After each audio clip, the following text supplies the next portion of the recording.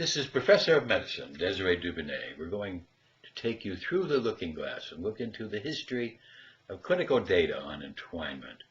We're going to start with some of the ideas of the greats of quantum physics, quantum philosophy. 1918, Max Planck wins the Nobel Prize for coming up with the idea of quanta and measuring that quantity. Niels Bohr starts giving us an idea of the observer effect. It starts telling us that things aren't really real until they're measured, until they're observed. Now, our friend Einstein has trouble with this, and he calls it spooky action at a distance. Because there was undeniably an entwinement and entanglement that he just couldn't understand. Werner Heisenberg helped us with the complementarity principle and started giving us ideas of what was thermodynamic versus quantic. And then Schrödinger gave us a big jump and started talking about the connectiveness and how at one level the universe was one, and how that life is a nutrient, the life force, and we need this negentropy. Now, as we start to look at this, let me now take you into the personal events and some of the history and what started in October 4th, 1957, the Soviet Union has released into outer space a circular object polished to a high gleam to be visible from the Earth.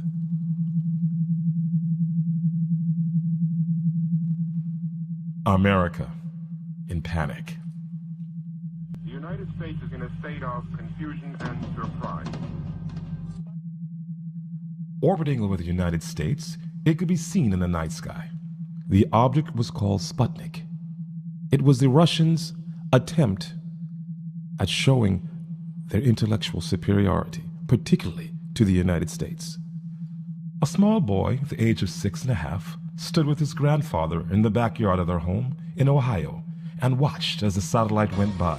Scanning the horizon while the world watches the flight of the satellite. Right at the appointed hour. The boy stood in awe. The grandfather said, "This satellite was sending out signals." A tiny voice is heard from the vastness of space.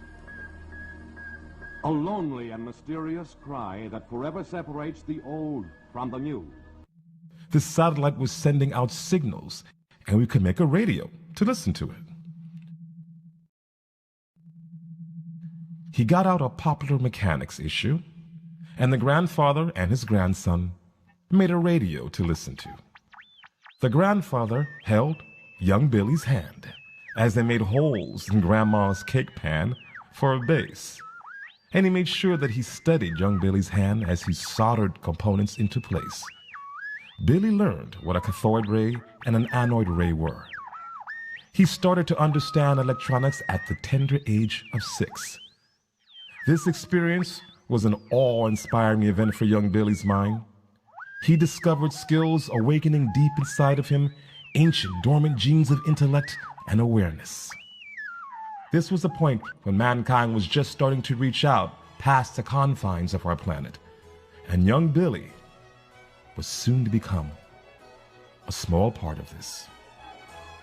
The light which burned within young Bill was a light of not only of intellect, but spiritual awakeness, spiritual growth, a spirituality which also matured as his intelligence matured. The advancement of the nuclear program as well as the space program was proof of this.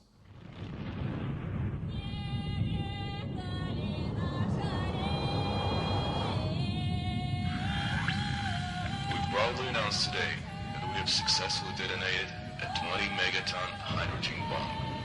This is of a weight that our current rocket can carry anywhere.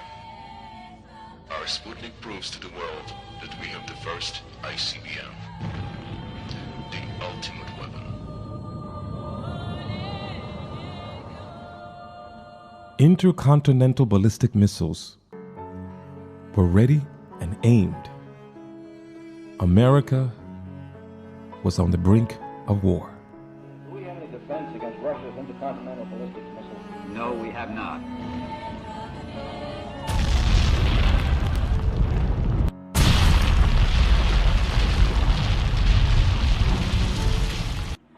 In a masterpiece of propaganda timing, the Soviet Union announced it had launched Sputnik #2, carrying a live dog. This is reportedly history's first space traveler. Russia has succeeded in putting the first live being into space. This was a low blow to American pride and prestige, and lost the face. It is quite possible that an aggressor nation that dominates space will then dominate the world. We just can't let that happen. This constitutes the greatest crisis in the history of America. America's apathy during those years, focusing on the American dream, taught us that this was not the dream to focus on. We realized we needed to put our focus on technology, technological advancement in the space program, instead of the comfort of our own backyards and our homes.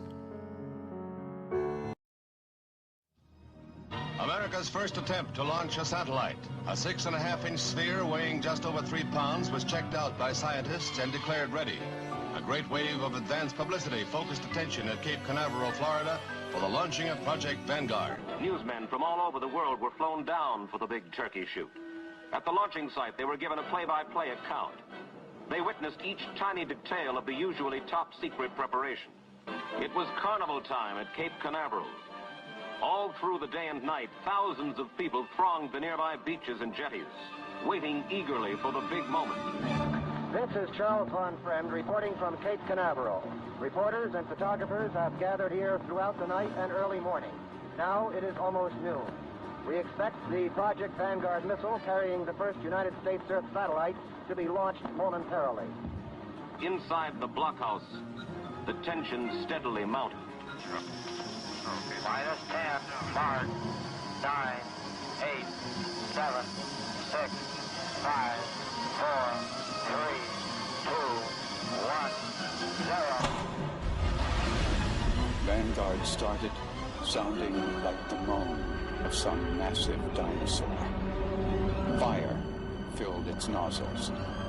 It spit flame at first, then built with great crescendo to a tremendous howl. It ripped itself loose from its chains and began to rise slowly. We all rose with it. Oh, God, no! Somebody.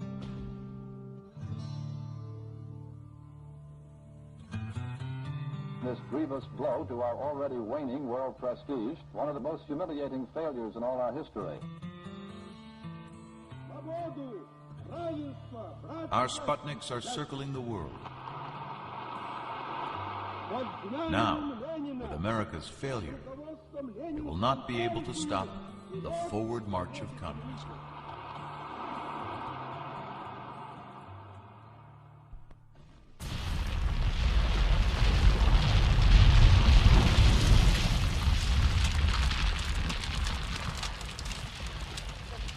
Civilization that you and I know and love stands in greater danger today than it has in 20 centuries.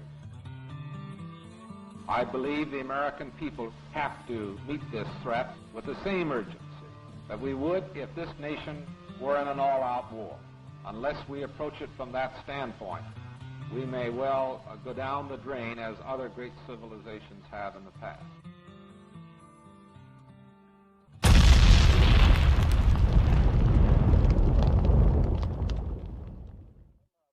Be sort of a switch in concentration, it seems to me, in this country. I think we have to decide whether we want a super fancy kitchen and 500 horsepower under the hood, or whether we want to match the Russians.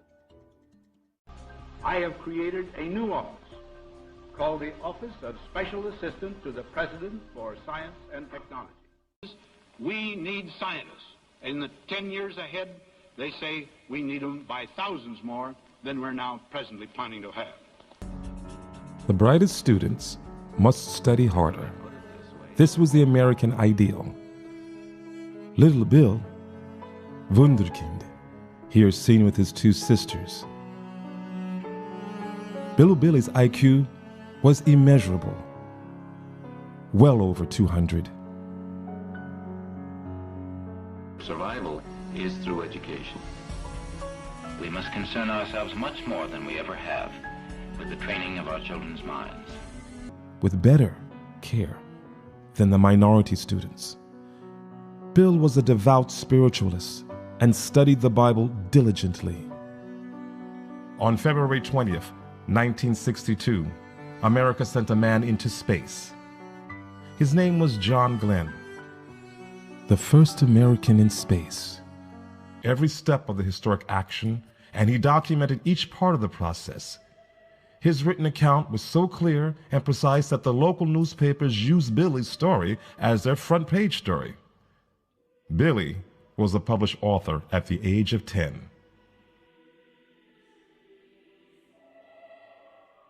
Never have the nations of the world had so much to lose or so much to gain. Together we shall save our planet, or together we shall perish in its flames. Save it we can, and save it we must. And then shall we earn the eternal thanks of mankind, and as peacemakers, the eternal blessing of God.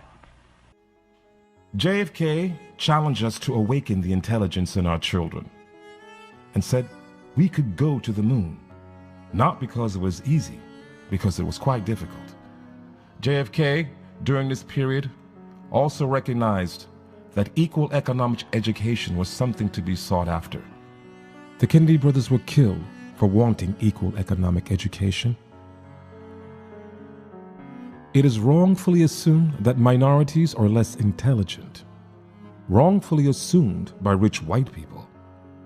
It is unequal institutions, especially unequal education, that makes minorities appear less intelligent. The problems of the world cannot possibly be solved by skeptics or cynics whose horizons are limited by the obvious realities. We need men who can dream of things that never were and ask why not. There's a plot in this country to enslave every man, woman, and child. She attended the same school together with Bill. Bill built the first computer in his city, and his list of scientific and intellectual achievements made him one of the best science students in America. Bill was the senior class president of his high school, Girard High School. He went to the Mexico City Olympics. Then, after an incredible high school life filled with intellectual advancement, Billy, now young William, was chosen from 15,000 applicants to work at AC Electronics and given a chance to work on the Apollo 13 navigation gyro system. Billy was there to watch the telemetry from Apollo 11 as they landed on the moon. 9 or 8. Apollo 11. One small step for man, and a great, big, dramatic, gigantic, stupendous step for mankind.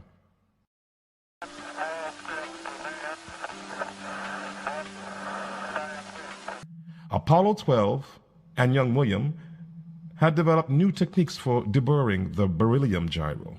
General Motors, who owned the college, and AC Electronics lost the bid on the shuttle navigation system, and they started to lay off people. The math department went from 13 people to 3.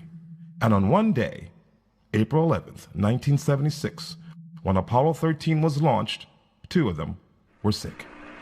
This little tape recorder has been Okay, Houston, we've had a problem here. 5 guidance. Go, guidance. We've had a hardware restart. I don't know what it was. Okay. Houston, we've had a problem. We've had a main B bus undervolt. You see an AC bus undervolt there, guidance? Or ECOM? Negative, flight. I believe the crew reported it. We got a main B undervolt. We may have had an instrumentation problem, flight. Roger. And we had a pretty large bang associated with the caution and warning there. Pressure. Houston had a problem, and they called the Milwaukee office for help. Well, most of you know the story, how young William worked to calculate the gimbal settings for re-entry, and how a major disaster was averted with young William's help. Here with Jerry. I worked on the beryllium navigation gyro. There were 2 gyros, one in the lunar landing module and one in the Apollo capsule. If we turned off the power in the capsule and used the LEM gyro to get back to Earth, then repower the Apollo gyro for re-entry.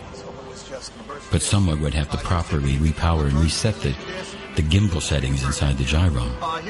And since I was the one that tested the error in both gyros, I was asked to help reset that gyro. Houston, we sure could use the re-entry procedure up here. After working for 40 hours, our boss chose the gyro settings. That's coming real soon, Aquarius. Houston, He chose my mathematics, and they were sent to Apollo 13 to repower the capsule and to reset the gyro. They jettisoned the lunar landing module, the Aquarius.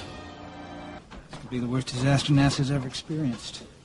With all due respect, sir, I believe this is going to be our finest hour.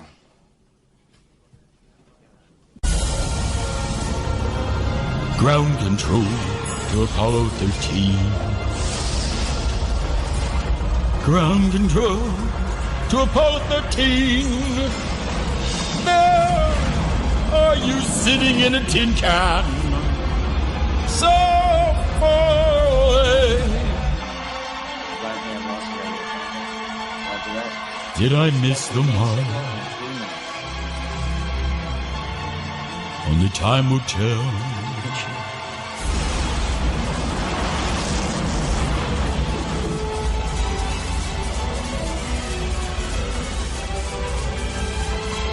Till now, it's just a mathematics problem.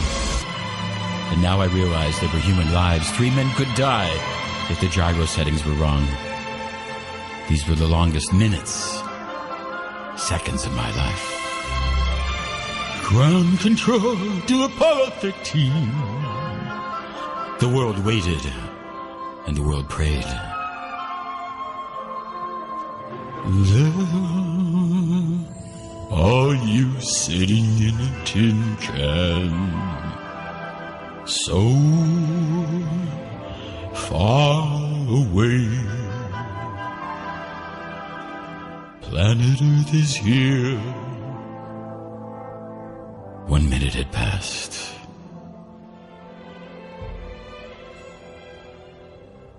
Ground control to Apollo 13. No capsule had ever taken more than 3 minutes to recontact. No re-entry ship has ever taken longer than 3 minutes to emerge from blackout. This is the critical moment. Will the heat shield hold? Will the command module survive the intense heat of re-entry? If it doesn't, there'll only be silence. Perhaps never in human history has the entire world been united by such a global drama. In New York City, thousands of people gathered to watch updates of the mission in Times Square. He's offered help, and the State Department said it would ask for it if it were needed. The House and Senate passed resolutions calling on the American people to pray tonight for the astronauts. In Rome, Pope Paul led 50,000 people in prayers for the safe return of the astronauts. In Jerusalem, prayers at the Wailing Wall.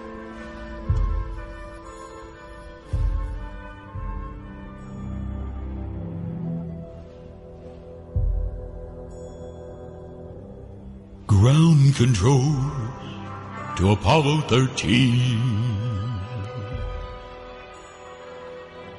Ground control to Apollo 13.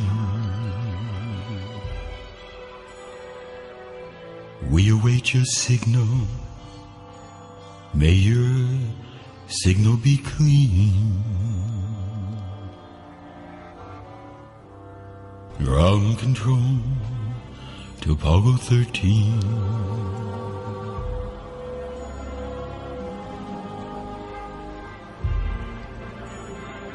The world waited. 3 minutes passed. 3 minutes, we are standing by for acquisition. Odyssey, Houston, do you read me? Odyssey, this is Houston, do you read? The expected time of reacquisition, the time when the astronauts were expected to come out of blackout, has come and gone. The seconds, like hours.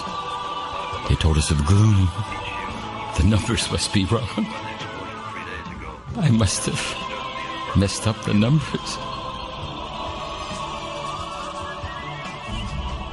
3.5 minutes. Odyssey, Houston, do you read?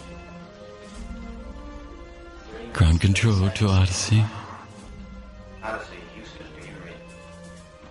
I must have made a mistake.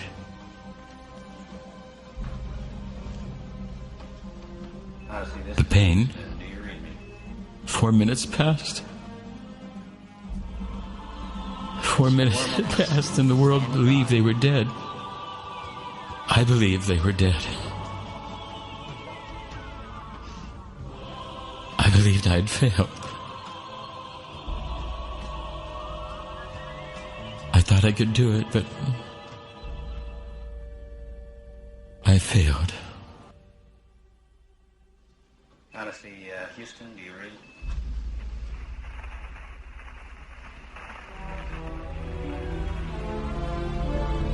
Hello, Houston. This is Odyssey. It's good to see They you. made it. My numbers reflect.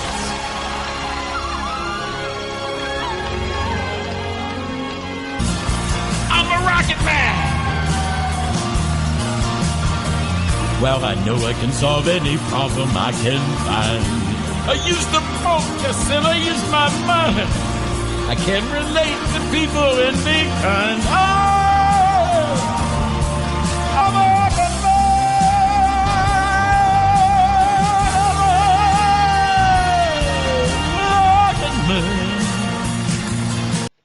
The astronauts called and thanked me for the work that I'd done in helping to bring them back to the planet Earth. AC Electronics transfers Bill to make bombs. Bill's spiritual nature will not let him work on weapons. After seeing the disturbance in our society, Bill enters the seminary to become a Lutheran pastor. They tell him to wait for God's call. When God calls, it's loud and it's clear. Bill received the call. God calls Bill and says to Bill, I want you to rewrite molecular biology. Bill says, God, I do not know what this is. God says, my blessed child, I have given you the intellect and clarity of mind to figure it out. Bill meets James Pershing Isaacs, and they develop the treatise on quantum molecular biology, later to be published as the Prometheus First Shape. He saw from his experiences the simple truth taught us all in 5th grade. We are made of atoms with electrons in the outer energy shells, and electrons do not touch. No atom touches another atom. We cannot touch the chair we are sitting on. We are not solid. We are energy fields. Why not make a medical instrument that could treat our energy fields?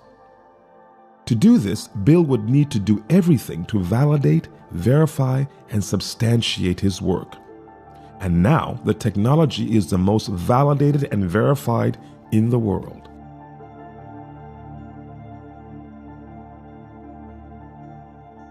Bill's intellect, math skills, honor, integrity, and dedication to validation is astounding, and he needed every ounce of these skills to make such a device and sell 35,000 legally around the world.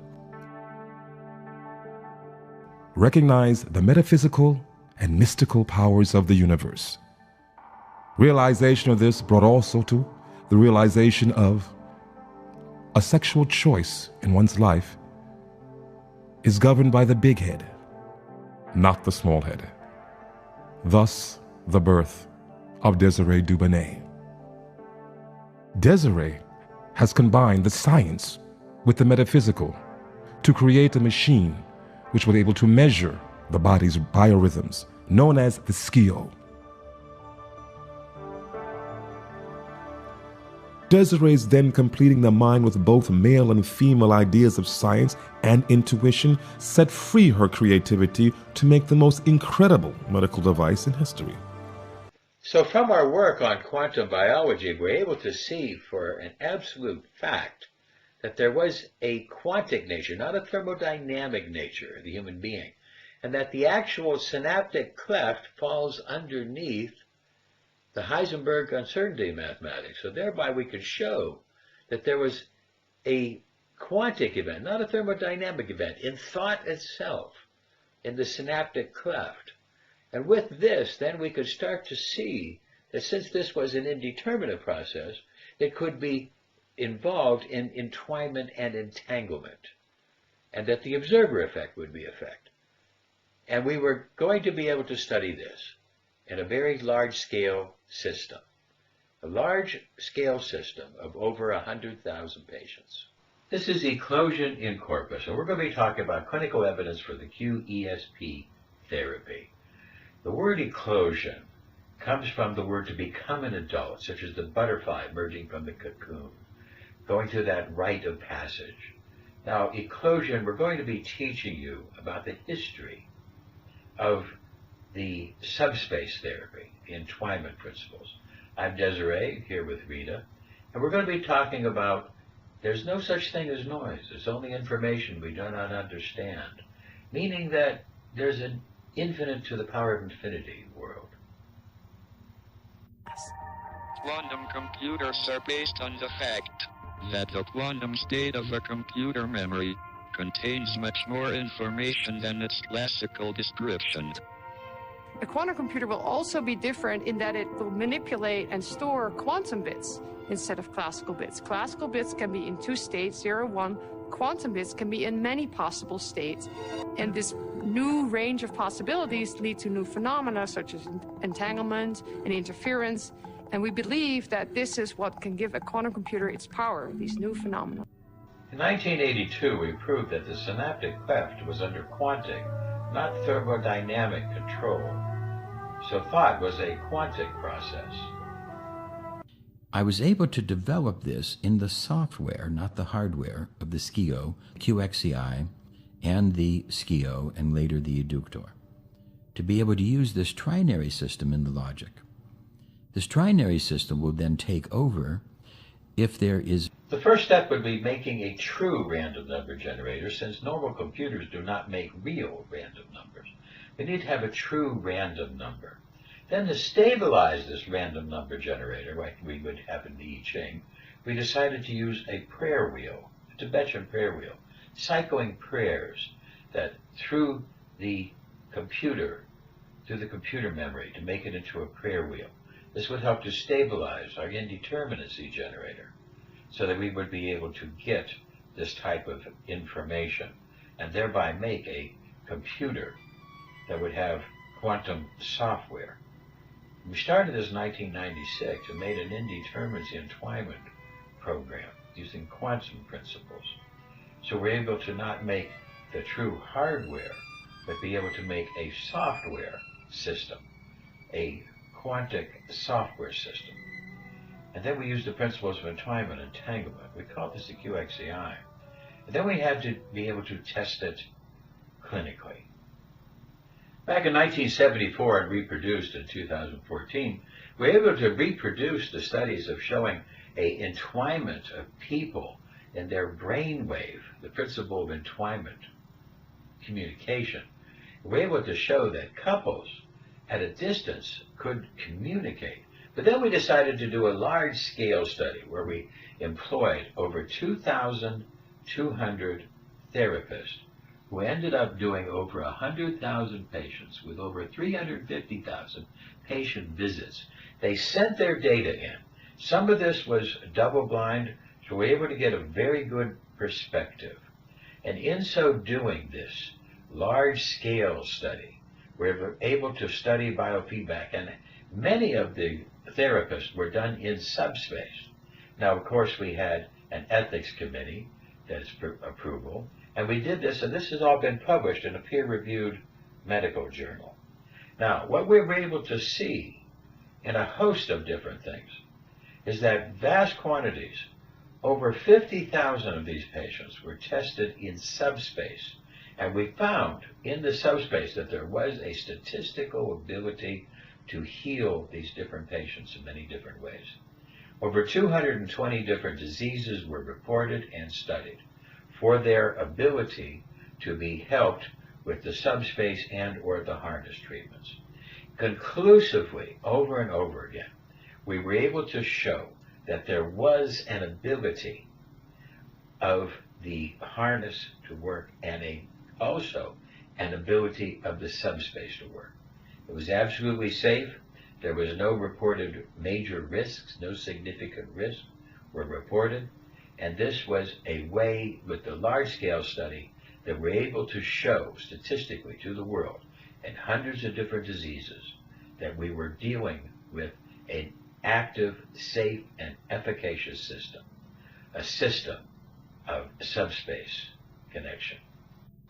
We needed to be able to teach people how to use this system we developed over 25 years ago at the International Medical University, located now in the British Virgin Islands, and dedicated to evidence-based natural energetic medicine education. It is internationally accredited in the United States and other places. And we tried to teach people many different things so they can get a license. First, we need to teach them about lifestyle inventory, how to reduce the suppression and obstruction to cure that different lifestyle problems have. So we teach them how to intervene on the lifestyle, how to teach them how to eat better, how to reduce stress, how to give water, how to build a family environment, and teach them how to communicate. We also then try to teach them basic counseling skills, feedback, to be able to give people information and feedback, teaching them to become active listeners, because listening is healing in and of itself, and how to give the feedback to these people so that our patients would be able to get proper counseling in its base form, making sure that the people who are getting their QESP treatment are getting different things that are healing, as well as the healing power of prayer. Prayer works, and we're going to try to teach people how to use this and develop the healing power of prayer, to be able to do spiritual advice and to help people, because there is evidence that how the prayers work. We want our therapists to be able to use these things, and for them to be smart and to teach people how to eat smart. And then basically to try to help them to use bibliotherapy, how to use videos, books, and a host of other things for their different diseases, is that there's a natural cure for all different types of diseases, and that the library is a hospital for the mind. So using bibliotherapy. Then we want to have good intention, set the intentions, listen to the heart, stay focused, determined, practice determination, celebrate their achievements, and teach these things as all the therapists start to learn that intentions are like magnets and that they bring good energy if we can manifest them by keeping our minds within our faith and our belief strong. So, but then we also need to know, first, do no harm. It's nice to try to help people, but it's also very important to do no harm. How could we do harm if the device is so safe and so simple, yet so safe? Well, we could give the wrong advice. Basically, a doctor's prescription that a doctor's given, this is a sacred legal trust, must be taken seriously, should never be dismissed or disrespected. We need to recognize, don't ever take somebody off their medication. If they're working with a doctor, try to help that doctor. Try to work with the system, not against the system. No matter what you believe personally about the drugs or the doctor involved, recognize that there's many different ways that you could hurt people with the medication. Provide advice, but always make sure that you never do anything that interferes with the doctor-patient medication relationship. You might be responsible for potential damages if you do this. If you feel that a medication might be wrong for the patient, provide them with evidence, discuss your concerns, and direct them to discuss that with their prescribing doctor. As we start to teach our people to do more and more work, the QESP therapists, and to recognize that they can do this through telemed, they can build a telemed practice, they can do this consistently, and they can do it easily. We have done the clinical research. I welcome you to address your questions. You see, we are all one. There's a connection. And you should expect miracles, because we're going to give you miracles. If you talk to anybody who's worked on our machine for any length of time, they will tell you a long list of miracles that have come from the subspace. The testimonials of QESP therapy are astounding, maybe even beyond some people's belief. But believe me, this is real, it is safe and effective.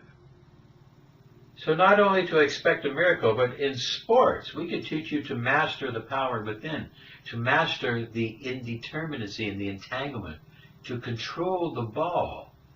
Really, we can help you to do this. We've done it for others.